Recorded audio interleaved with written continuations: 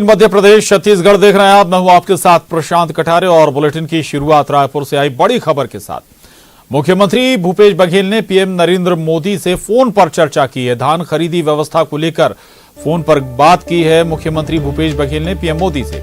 PM ने व्यवस्था दुरुस्त करने का आश्वासन दिया है इस बातचीत में, और साथ ही बारदाने की कमी, एफसीआई से अनुमति नहीं मिलने पर सीएम ने कल ही पीएम को पत्र भी लिखा था और आज फोन पर बातचीत हुई है पीएम नरेंद्र मोदी और सीएम भूपेश बघेल के बीच। दरअसल बारदानों की कमी खरीदी केंद्रों पर हो गई है। इसके अलावा एफसीआई से खाद्यान्न वो जमा कराने की परमिशन नहीं होने पर भी ये परेशानी भी सामने रखी मुख्यमंत्री भूपेश बघेल ने इस बातचीत में। हालांकि इसके बाद पीएम की तरफ से आश्वासन मिला है व्यवस्था को दुरुस्त करने का। तो दरअसल इससे पहले एक पत्र भी लिख चुके हैं मुख्यमंत्री भूपेश बघेल प्रधानमंत्री नरेंद्र मोदी को। चूंकि बारदाने की कमी के चलते खरीदी ठीक तरीके से हो नहीं पा रही, खरीदी बीच बीच में रुक रही है। इसके अलावा एफसीआई में खाद्यान्न जमा कराने की, धान जमा कराने की अनुमति ना मिलने से भी परेशानी बढ़ रही है। और इसी के बाद मुख्यमंत्री भूपेश बघेल ने पहले पत्र लिखा और आज प्रधानमंत्री नरेंद्र मोदी से फोन पर बात की है, फोन पर चर्चा की है। इन परेशानियों से निजात कैसे मिले, इस पर आश्वासन भी मिला है मुख्यमंत्री भूपेश बघेल को। प्रधानमंत्री नरेंद्र मोदी ने आश्वासन दिया है कि जल्द ही जो व्यवस्थाएं हैं उन्हें दुरुस्त किया जाएगा, उन्हें सुधारा जाएगा। बारदाने की कमी हो रही है उसे ठीक किया जाएगा। समय पर पर्याप्त संख्या में बारदाने खरीदी केंद्रों पर पहुंचे, राज्य सरकार को मिले।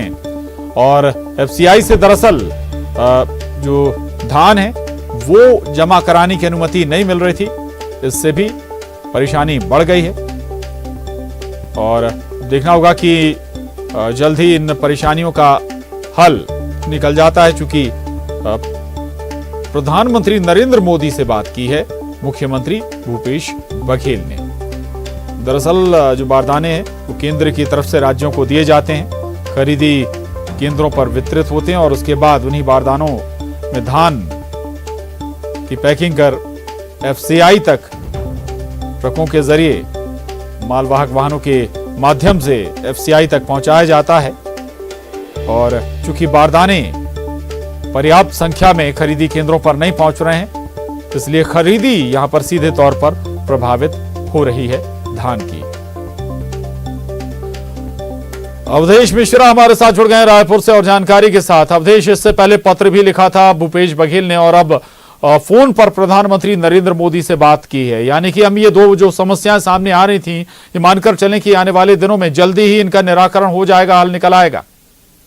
हाँ, बिल्कुल उम्मीद यही है कि अगर एक राज्य और देश के मुखिया के बीच अगर समस्या को लेकर वार्तालाप होती है, फोन पे बातचीत होती है, तब जब समस्या को लेकर पत्राचार पहले हो चुका है, तो ऐसे में समझा जा सकता है कि समस्या के समाधान के लिए, हल के लेके ही चर्चा हुई है। और जिस तरह से मुख्यमंत्री की ओर से जानकारी दी गई है कि प्रधानमंत्री से टेलीफोन पर चर्चा हुई है और तमाम चीजों का जिक्र किया गया है, न केवल बारदाने की कमी बल्कि धान के उठाव की जो समस्या आ रही है छत्तीसगढ़ में, उन तमाम चीजों से अवगत कराया गया है, जिसमें पीएम की ओर से आश्वस्त किया गया है कि वो इस पे सक्षम अधिकारी से चर्चा करके समस्या के समाधान के लिए वो निर्देशित करेंगे। तो अब उम्मीद यही है कि जिस तरह से छत्तीसगढ़ में धान खरीदी एक बड़ी समस्या बन चुकी है, बारदाने की कमी और कस्टम मिलिंग के बाद एफसीआई में चावल न लेने की वजह से, तो ऐसे में किसानों को जो परेशानी हो रही थी, तो अब उम्मीद यही है कि दोनों की बातचीत के बाद परेशानी कुछ हद तक कम हो सकती है। बिल्कुल अवधेश, लेकिन चूंकि धान की खरीदी प्रभावित हो रही है और स्वाभाविक है कि ऐसे में बड़ी संख्या में किसान सबसे ज्यादा प्रभावित हो रहे हैं, तो जिन लोगों ने रजिस्ट्रेशन कराए हैं, भले ही जो म्याद रखी गई है, अगर उसके बाद भी खरीदी नहीं हो पाती है रजिस्ट्रेशन कराने वाले किसानों की, तो क्या उस म्याद को भी आगे बढ़ाया जा सकता है? चूंकि यहाँ परेशानी बारदाने की थी। बिल्कुल, देखिए बिल्कुल पहले के जो अनुमान है, पूर्व के वर्षों में जो व्यवस्थाएं हुई है कि जो किसान किसी भी कारण से समय रहते धान नहीं बेच पाए, उनके टोकन के माध्यम से बाद में धान खरीदी गई। लेकिन इस बार जो समस्या है वो बड़ी समस्या है, बारदाने की समस्या है, धान का उठाव नहीं हो पा रहा है, मंडी जाम की स्थिति बनी हुई है धान केंद्र में। तो ऐसे में स्वाभाविक है जो तय समय सीमा है जी। वो तय समय सीमा के भीतर भी जो रजिस्टर्ड किसान अगर वो धान नहीं बेच पाएंगे तो निश्चित तौर से सरकार की ओर से उस समय सीमा बढ़ाने का निर्णय लिया जा सकता है। लेकिन मंत्रिमंडल को निर्णय लेना है। लेकिन फिलहाल की जो स्थिति बनी हुई है तो उसमें ये तय है कि जितने दिन धान खरीदी प्रभावित होगी उतने ही दिन किसानों को आने वाले समय में समय और अधिक दिया जाएगा ताकि जितने भी किसानों ने रजिस्ट्रेशन कराया है सब अपना धान 100% बेच सके। जी बिल्कुल, ये एक व्यवस्था जरूर हो सकती है सरकार के जरिए कि अगर जो जहां प्रभावित चीजें हो रही हैं वहां पर जरूर कह सकते हैं कि उतने डेट को आगे बढ़ाया जाए। शुक्रिया आपका अवधेश इस पूरी जानकारी के लिए।